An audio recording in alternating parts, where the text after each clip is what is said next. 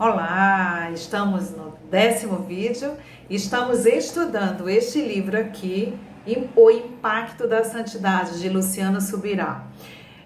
Você já está familiarizada com o assunto, né? Já temos aí 9 vídeos para trás e o último assunto a gente falou dos resultados, né? Falou da novidade de vida e falou também do perdoar, da remoção da nossa condenação.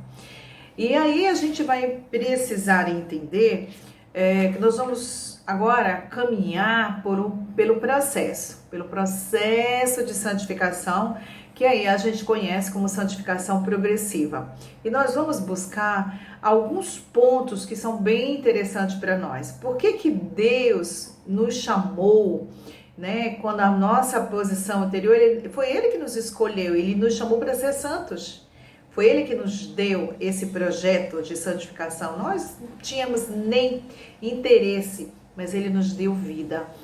E isso é um motivo para a gente realmente parar para pensar, colocar na nossa rotina diária este tema e começar a aprender. Porque John Wesley, ele diz o seguinte: a conversão tira o cristão do mundo, a santificação tira o mundo do cristão. Não é muito legal isso? Então pensa aí, a conversão, lá na hora que eu sou convertida, que eu aceito Jesus, eu tiro o quê? O cristão do mundo, porque ali eu fui perdoada dos meus pecados, fui lavada e remida pelo sangue de Jesus. Então é assim, nunca mais na sua vida você vai ser tão perdoada quanto foi. Então esse valor do perdão que nós recebemos na santificação inicial, ele vale por toda a vida. Nunca vai ser substituído, nunca vai ser perdido. Ali é a santificação inicial, vale até a gente encontrar com o Senhor Jesus. Só que Ele nos chamou para um processo. E por que Ele nos chama por esse processo? Vamos pegar aqui algumas coisas. Como foi que Deus nos fez? Ele chama de santidade posicional. Vamos lá. Antes que fizesse qualquer coisa digna de valor eterno, segundo o autor, ele fala assim: Deus tomou uma decisão, Ele nos escolheu e ao fazer isso declarou que somos santos, somos irrepreensíveis aos olhos de Deus. Então, quando a gente foi chamado lá no início e que nós aceitamos, isso chama-se santidade posicional. Agora, quando Ele nos chama para ter um processo de santificação, a gente vai ser a santidade comportamental. O que o autor fala a respeito da santidade comportamental? Vocês também devem ser santos em toda a sua conduta e maneira de viver. Essa é a santidade posicional. Aqui em 1 Pedro 14:15, vamos sempre para a palavra, porque na palavra a gente consegue ser libertado das nossas ideias que não estão tão alinhadas. A palavra de Deus é que nos faz libertar, entender, compreender, aceitar e fazer, né? Porque nós somos pessoas que refletimos, que pensamos, nós somos criados à imagem e semelhança de Deus. É por isso que Ele quer que a nossa reflexão seja sempre com os 3 agentes de santificação. Quais são os agentes de santificação que nós já aprendemos? Palavra de Deus, Espírito Santo e o sangue de Jesus. São 3. Então, quando nós estamos alinhados com esses 3 agentes de santificação, tudo começa a fazer sentido. E aqui a gente está vendo a posição, a santidade comportamental. Ela é uma posição, né? Vamos entrar um pouco na progressiva, que a gente já vai caminhar.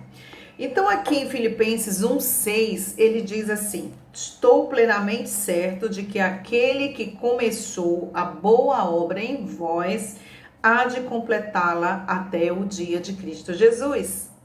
Então Deus tem compromisso em completar esta obra, mas Ele nos chama para esse processo, para caminharmos juntos. ele deixa claro um processo divino, o que já foi iniciado, né? Lá na santificação inicial. E que seguramente ainda não foi concluído. Mas por que não foi concluído?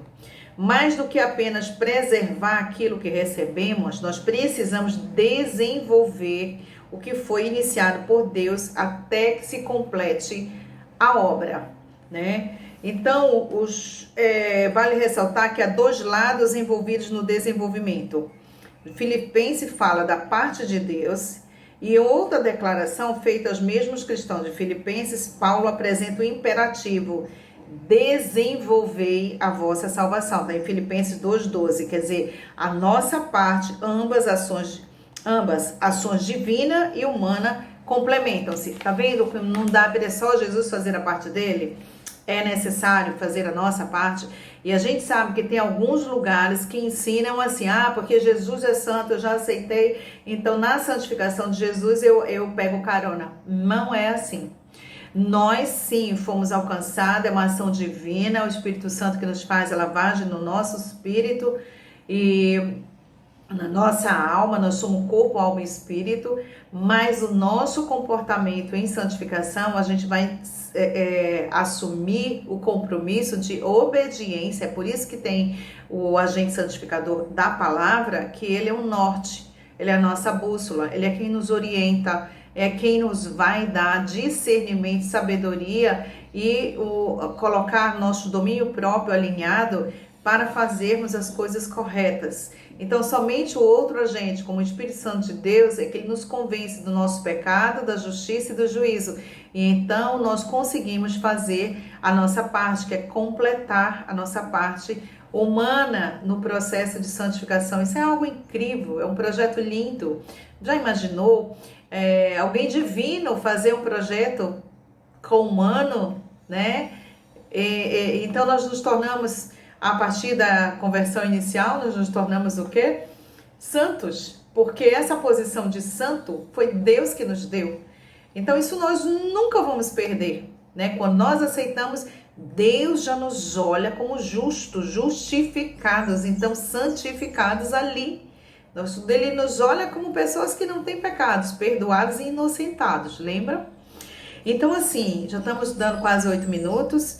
A carta de Coríntios, ela carrega a mesma recomendação: purifiquemo-nos de toda impureza, tanto da carne como do espírito, aperfeiçoando a nossa santidade, aonde?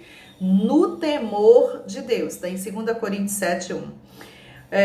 O texto bíblico fala de aperfeiçoar a santidade. Não significa que a santificação inicial não foi eficaz, apenas que não foi completa.